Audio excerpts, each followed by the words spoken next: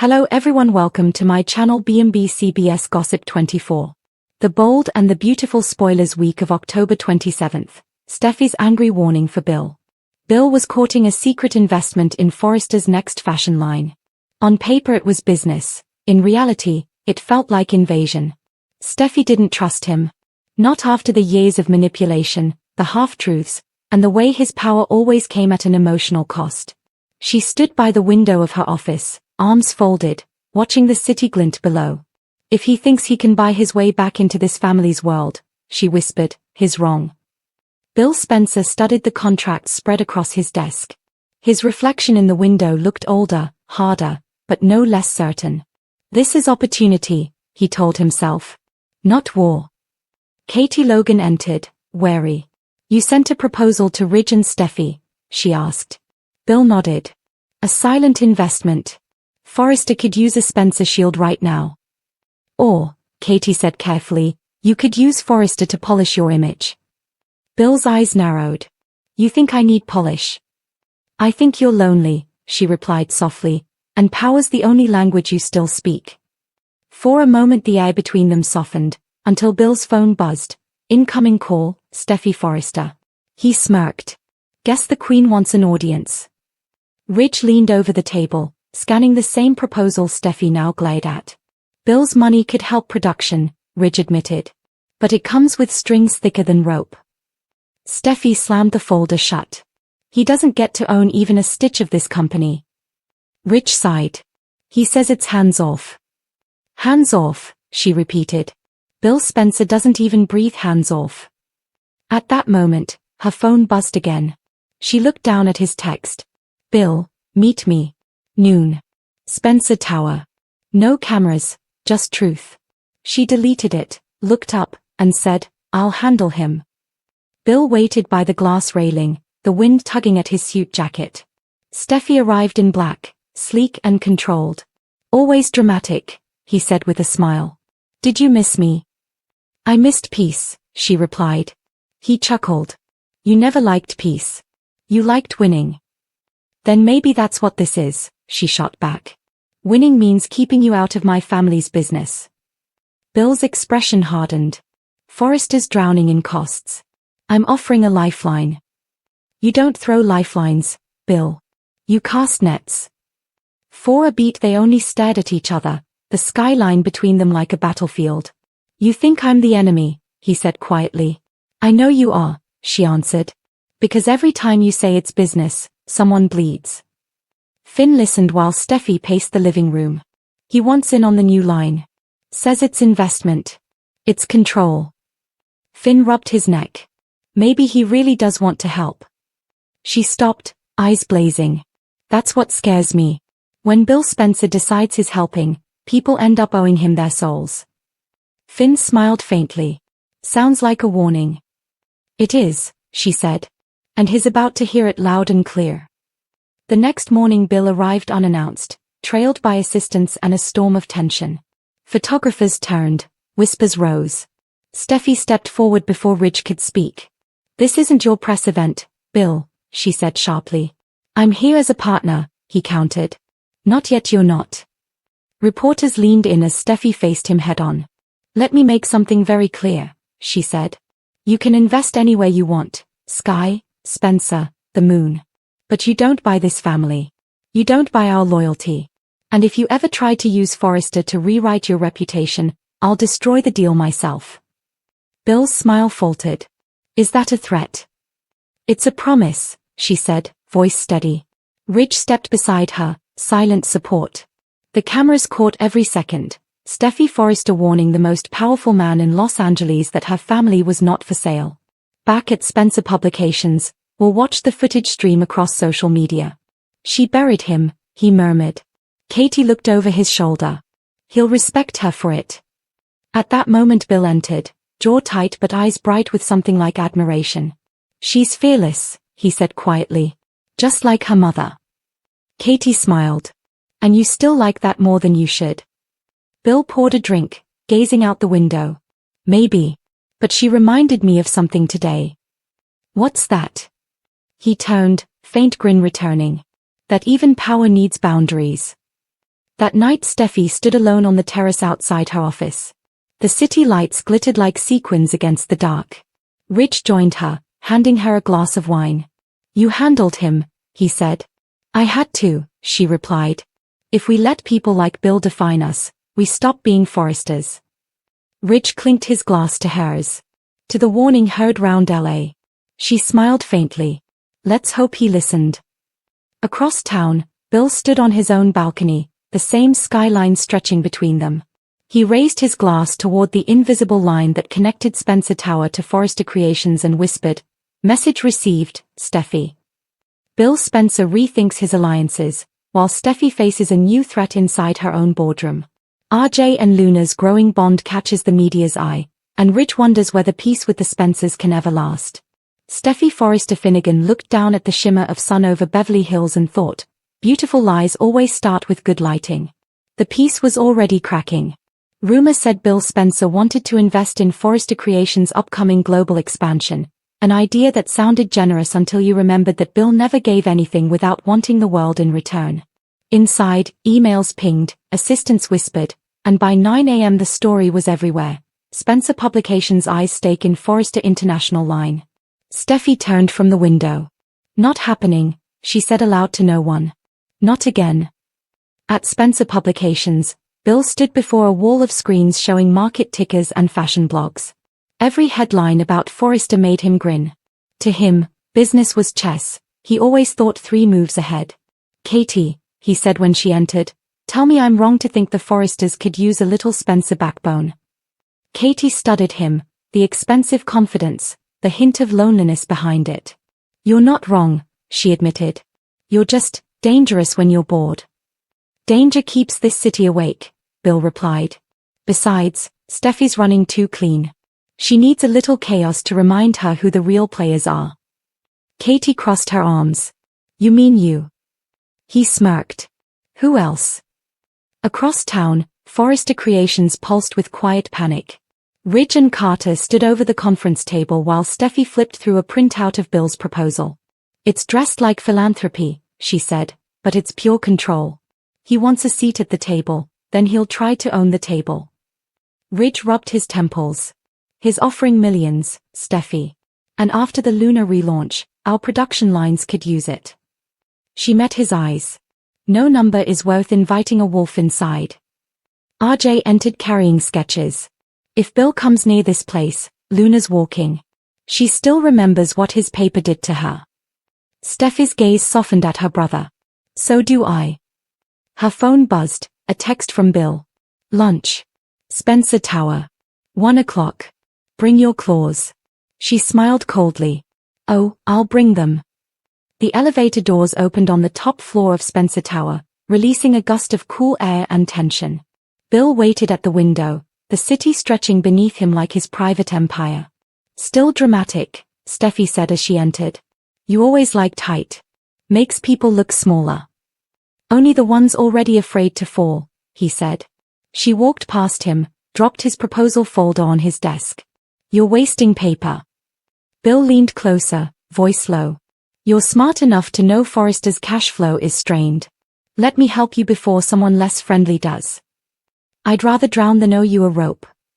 He smiled faintly. "Careful. You sound like your father before he realized business is survival." "Business isn't blackmail," she snapped. "You don't get to buy redemption, Bill."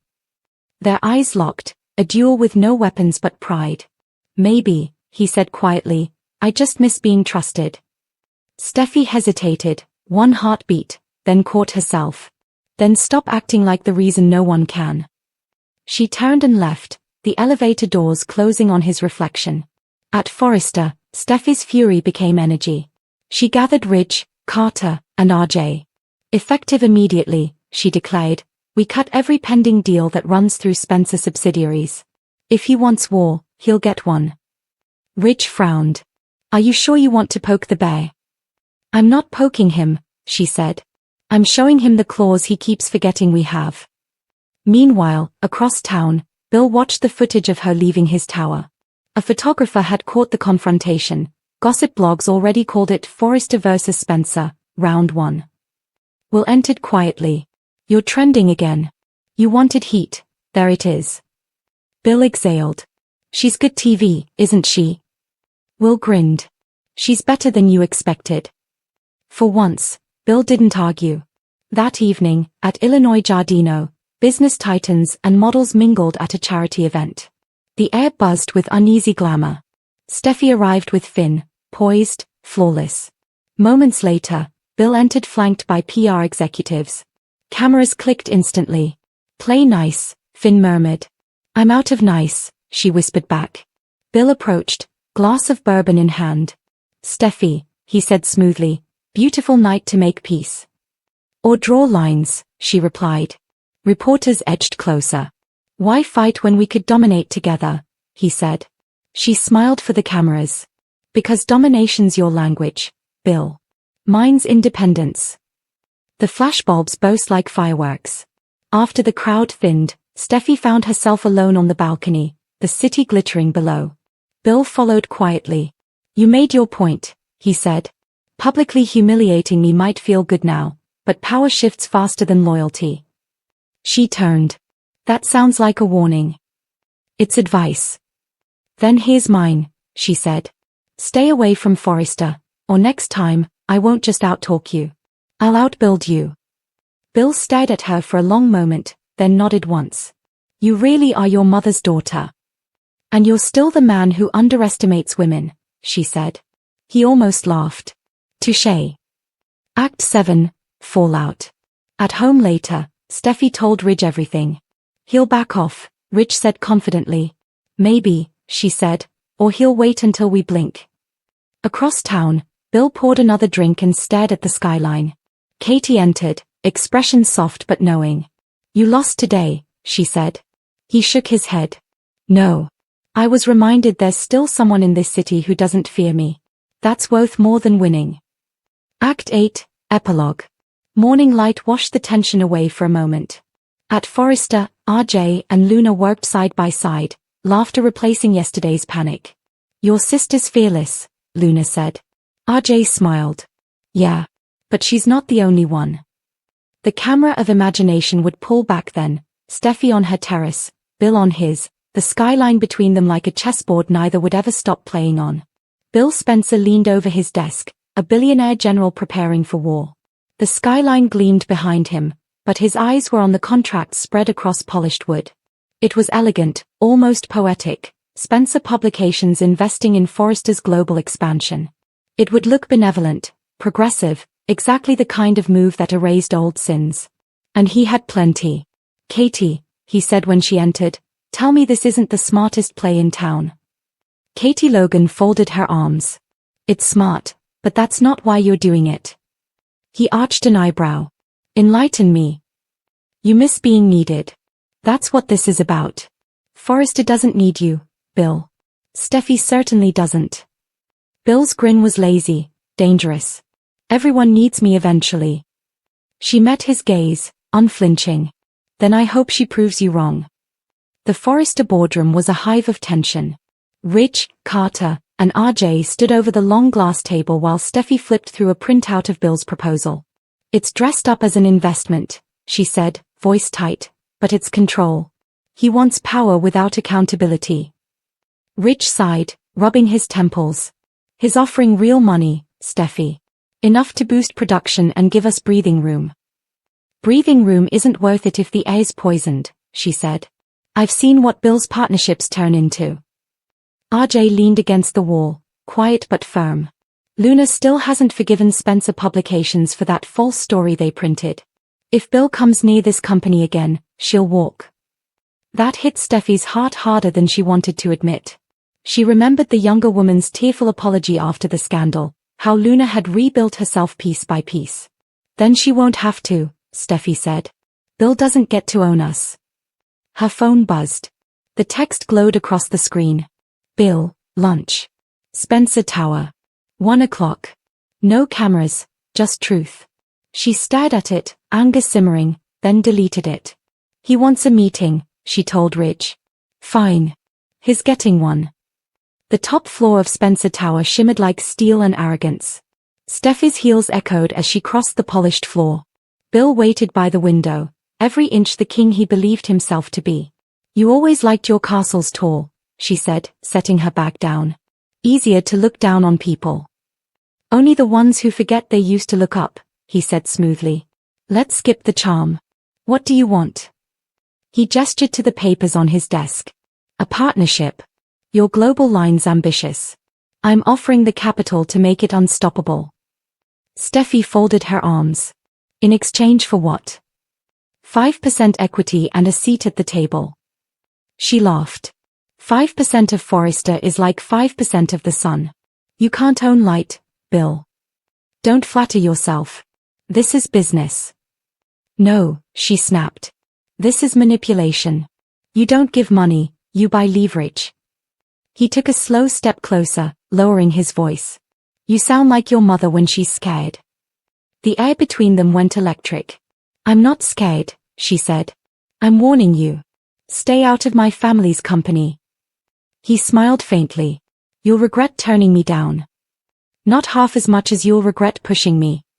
When she left, the door clicked like the end of a chapter neither of them would forget. Back at Forrester Creations, Steffi walked into the design room still shaking from the encounter. Luna looked up from her sketches. You saw him, Luna said quietly. Bill Spencer.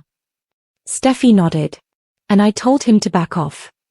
Luna hesitated. Do you think he will? Steffi smiled, weary but proud. He'll try to make it look like his idea. RJ entered, holding coffee for both women. You actually went toe-to-toe with him. Wouldn't you? She asked. He chuckled. Not unless I wanted to get quoted in the Eye on LA. Steffi took the coffee, glancing between them. Just keep designing. Let me handle Bill. Outside, cameras were already circling, headlines blooming like weeds. Spencer versus Forrester, Bill's proposal rejected in person. Ridge found her minutes later. You told him no. Of course I did.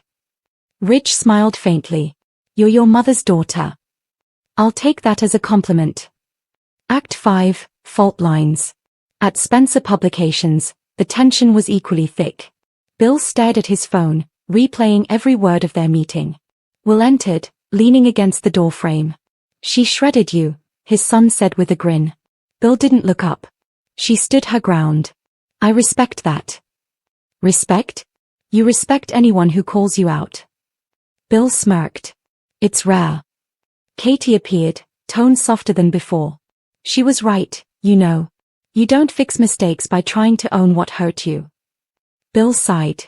You think I don't know that? I think you're still trying to prove you're not the villain, she said. But that's not how redemption works. He gave her a long, unreadable look. Maybe not. But villains get things done. 2 nights later, glamour returned in the form of a Forrester-hosted charity gala. The air shimmered with flashbulbs and whispered alliances. Steffi arrived with Finn, flawless and focused. When the reporters called her name, she smiled like the queen of a calm she didn't feel. Inside, Ridge mingled with investors while Luna and RJ debuted a small preview of the Grace collection. It was soft, ethereal, the perfect contrast to the tension in the room. Then Bill arrived. Heads turned. He wore confidence like armor, flanked by 2 executives. The crowd split naturally, as if giving space for the storm about to hit. Finn leaned close. Ignore him. I can't, she murmured. Here's the story now. Bill approached, glass of bourbon in hand. Steffi, he said smoothly. Beautiful night for peace. Or for drawing lines, she replied. Your choice. Reporters edged closer, sensing the headline. Why fight when we could dominate together? He asked. Because domination's your language, Bill, she said, smile flawless. Mine's independence. Cameras flashed like lightning. Forrester PR staff scrambled to usher the press aside, but the image was captured. Steffi Forrester, cool and commanding, warning Bill Spencer beneath chandeliers and headlines. Later that night, after the event, Steffi slipped onto the balcony for air. The city glowed below, so close, so untouchable. She hadn't heard the door open behind her until Bill's voice broke the silence. You made your point, he said. She didn't turn. I wasn't trying to make one. I was stating fact. Publicly humiliating me might feel good now, he said.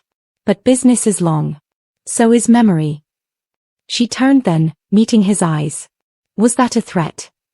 He shook his head. A reminder. You'll need allies one day. And you think it'll be you? I think power attracts power, he said. And I'm nothing if not consistent. Her laugh was short, sharp. You mistake consistency for integrity. You can't buy integrity, Bill. You can only earn it. For a moment, something flickered in his eyes. Pain, regret, maybe even admiration. You really are your mother's daughter. And you're still the man who underestimates women. He almost smiled. Touché. She turned back to the view. Then let this be the last warning. Stay away from Forrester, or next time, I won't just outtalk you. I'll outbuild you. He stared at her a long time, then nodded once and left without a word. The next morning, Forrester buzzed with the aftermath. The press called it the Power Showdown. Luna's collection trended beside it under the tag #Grace in Grey. RJ found Steffy in her office. You saw the numbers, he said. Our site's traffic is up 50%. Steffy smiled. Guess all publicity really is good publicity. Even Bill's. Especially Bill's, she said, her tone lightening. Meanwhile, at Spencer Publications, Katie confronted Bill again. You got what you wanted, attention. But what now? He looked up from his desk. Now? I do what I always do. I adapt. Adapt, she repeated. Or retaliate. He met her eyes, softer this time. You think I'm incapable of change. I think you only change when someone forces you to, she said. Maybe Steffi just did. Bill looked down at the city skyline. Maybe she did. That evening, Rich stopped by Steffi's house. You handled him, he said as she poured coffee. I had to, she replied. You can't reason with a man who thinks power equals love. Rich smiled. You sound like your mother. She'd have handled him the same way. Maybe, Rich said. But you're tougher. Steffi laughed quietly. I don't know if that's good or bad. It's necessary, he said. You carry this family like she used to. I'm proud of you. She looked at him, surprised by the gentleness in his tone. Thanks, Dad. They clinked their mugs together. The simple sound felt like peace. Epilogue, Reflections. Late that night, Bill stood alone on his balcony. The city lights blinked like unspoken apologies. He thought of Steffi, her defiance, her fire, and almost admired her for standing where others bent. Almost. Katie's words echoed in his mind. You only change when someone forces you to. Maybe that was true. He raised his glass toward the distant hills of Beverly Hills, where Forrester Creations stood proud against the night. Message received, Steffi, he murmured. But the game's not over. Across town, Steffi looked out her own window, unaware that their reflections faced each other across the same skyline, two titans bound by rivalry, respect, and a promise that neither would ever truly back down.